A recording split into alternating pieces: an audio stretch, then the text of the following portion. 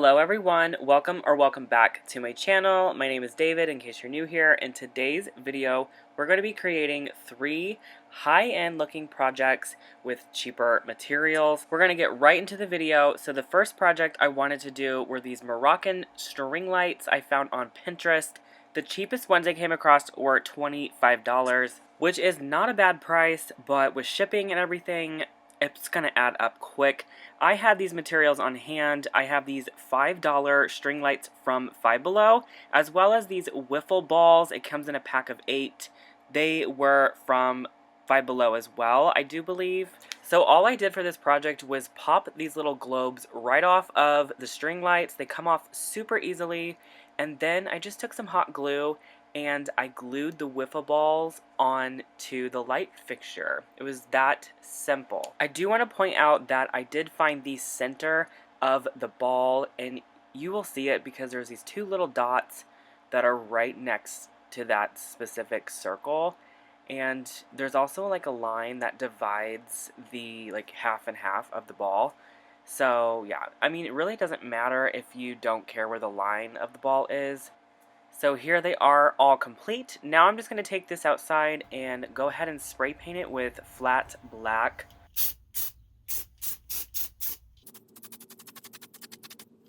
Once they were covered in black, I kind of spritz over this metallic gold spray paint, kind of give that bronzy look, kind of like how the inspiration photo was. And this is how they should look. Just a little spritz will do. And here they are hung up. I put them on my front porch in replace of the older ones that I had that kind of got ruined. I did those on my channel a while back, 2 years ago. They were super cool. If you want to check out that video, it was like when I did the little front porch makeover video, just this specific little porch. Because I have 2 front porches anyway. Let's go ahead and see the reveal of these at night.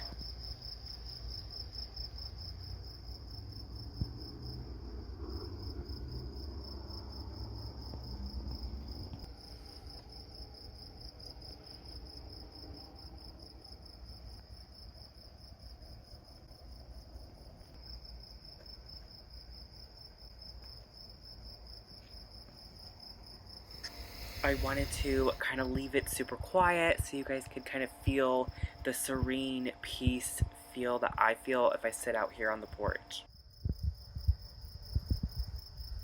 Alright, I wanted to go ahead and let you guys know this is part of another collaboration I'm in. It's the High End for Cheap. And I just wanted to say thank you to Diane and Janie from Deco Easy and Kiki from Kiki's Y for hosting this. Our challenge was to create high-end looking decor pieces using cheaper materials. I don't have a side-by-side price point on some of these, so you're gonna have to bear with me. So of course, you guys know I had to recreate another pot situation. This one's gonna be really interesting. I really wanted a pot this specific shape, and what really sparked my interest on these pots was a couple Instagram posts, as well as I really do think it's in high-end decor right now, like finding an aged vessel and using that in your styling. So this specific terracotta pot was from Kirkland's, and I really wanted it. It was only like $40, but I missed it, and it literally went off the shelf. So I'm going to create my own using Dollar Tree products. Well, for the most part, I got these 2 bowls. They were from Dollar Tree. I love the shape, and I figured I could put them together like this and create that sort of shape. I'm going to be using mortar, which I've never messed with. It's the stuff that you put on your walls before you tile, and then you'd stick your tiles onto the mortar, and that's how your backsplash on your kitchen or maybe in your shower would hold the tiles up in place. It's sort of like cement. Anyways, what I like to do is put some type of oil down in whatever thing I'm using, like whatever mold I'm using for cement. It's supposed to help release the cement from, like, say, the plastic. However, you guys, it doesn't work that well. I don't know if you need like a lot of oil or if I'm using the wrong oil. I'm just letting you know it's super, like, I've done this in the past on previous videos and it doesn't work very well. I tried to really oil this up, but it still didn't work very well, and you guys will see that. So now I'm going to be putting some of the mortar, which is just this powder. It's very fine powder. There's no rocks or anything. Oops, paper. Anyways, there's no rocks or like chunks like there is in cement mix. So that's really nice. It's all just powder. And I want to say this was $10 for a huge bag of this stuff, which literally will last you so many projects. I didn't even get into half of the bag. So I'm just mixing in some water to get a really good consistency that I want to be able to work with. Something that's a little bit thicker than like pancake mix. Like you don't want it super runny though. So now I'm just going to scoop out this mixture and I'm going to plop it down right in the center. I'm going to create about ½ an inch thick of this stuff. We want it really thick so when we take apart this, it won't break on us. So what I'm going to do is actually start to build up the sides on the wall. Like I'm not going to just fill this whole thing. It would be way too heavy and I want to create a pot. So I'm going to actually fill the sides up and we're going to stop at the edge of the bowl. I noticed that the mixture just wasn't like, I don't know, I just feel like it was going to break, okay, when I take the plastic part off.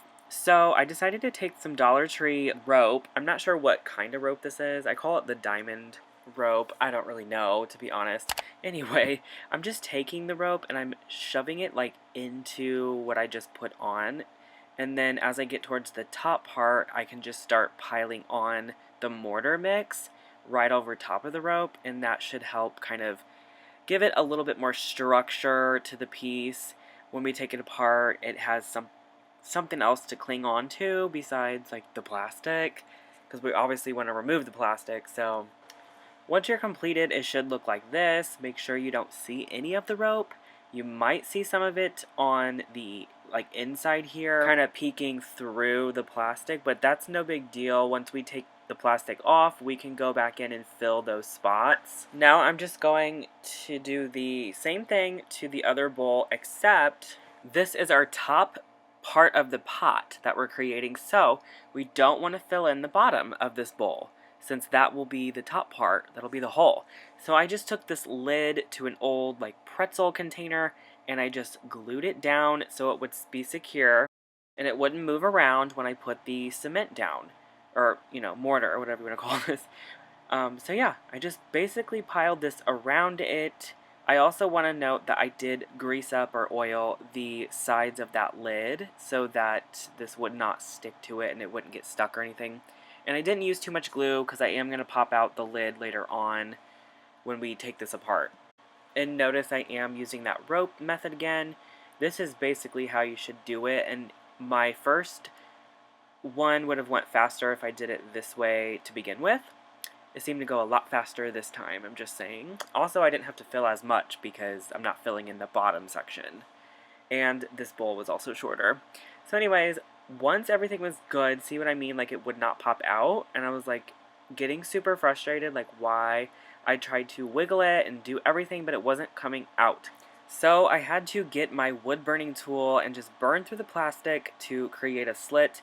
Then I was able to crack this and break it off. And as you can see, it'll just pop off really easily. I was super nervous and scared that it was going to fall apart because, you know, I've had that happen to me in the past. But luckily, everything was structurally good, I think, because that rope really held everything together. Now, you can see a little bit of rope popping through, which is not a big deal. We're just going to mix up some more of the mortar and go right over that.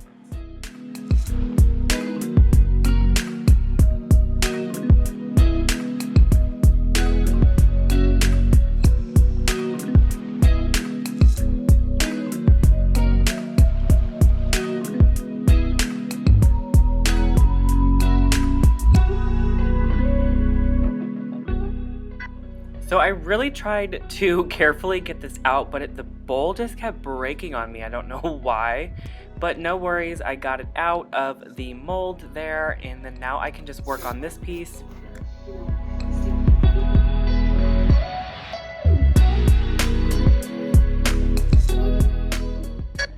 And what I did to attach these two bowls together is I just took more mortar and I put it all around the top edge here, and then I just pushed them together and then filled in any little cracks.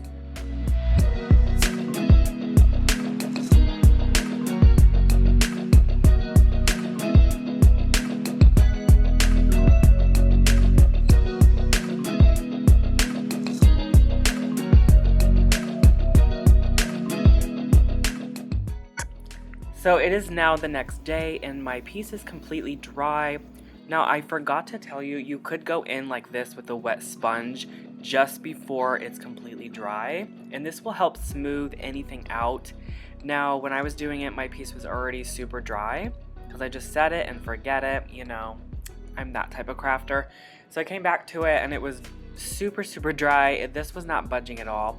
So honestly, it is still good to get your piece a little wet before painting. It can help spread the paint a long ways. When your piece is super dry, it really sucks in that paint super fast and you can't really spread the paint out very well.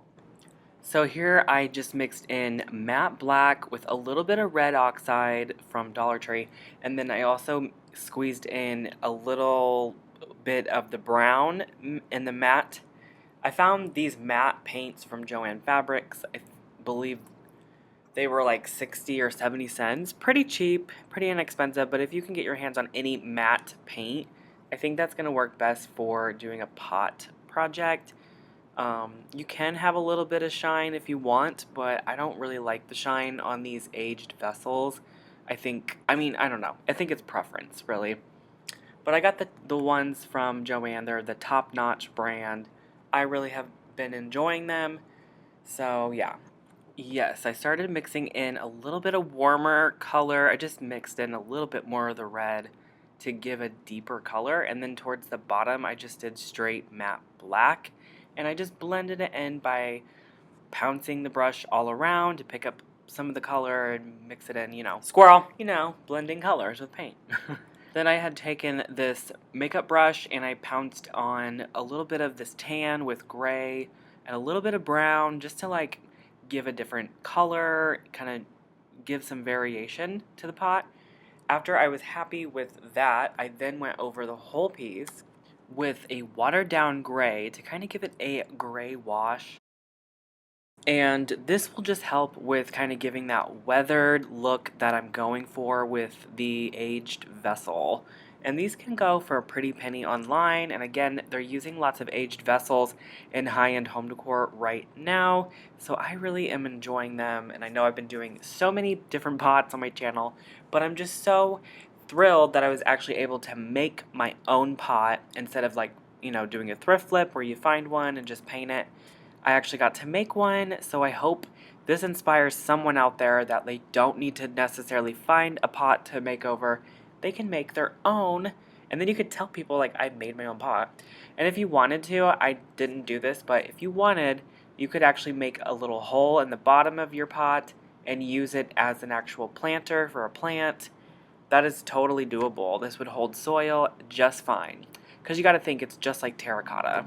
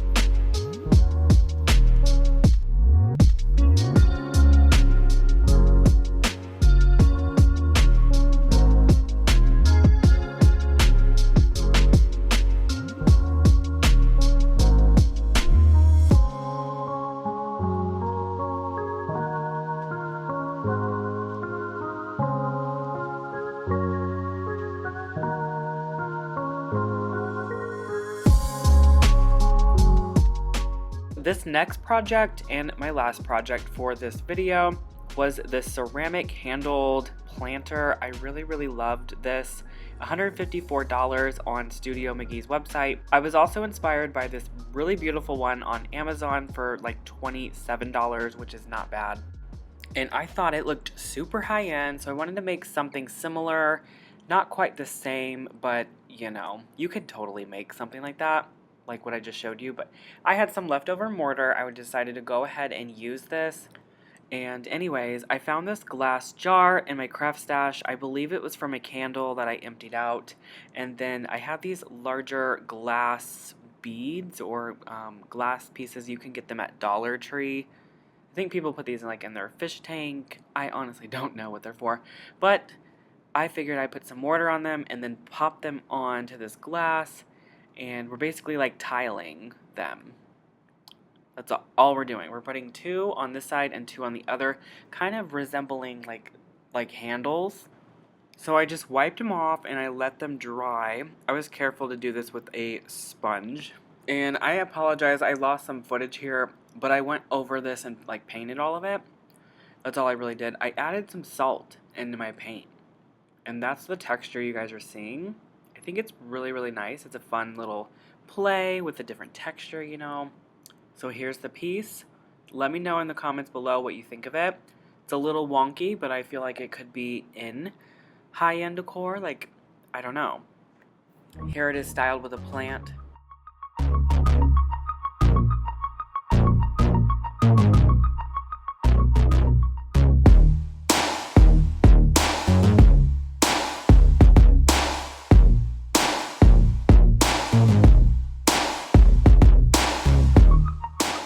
Don't forget to check out the playlist I linked down below, and I'll see you in my next video. Bye!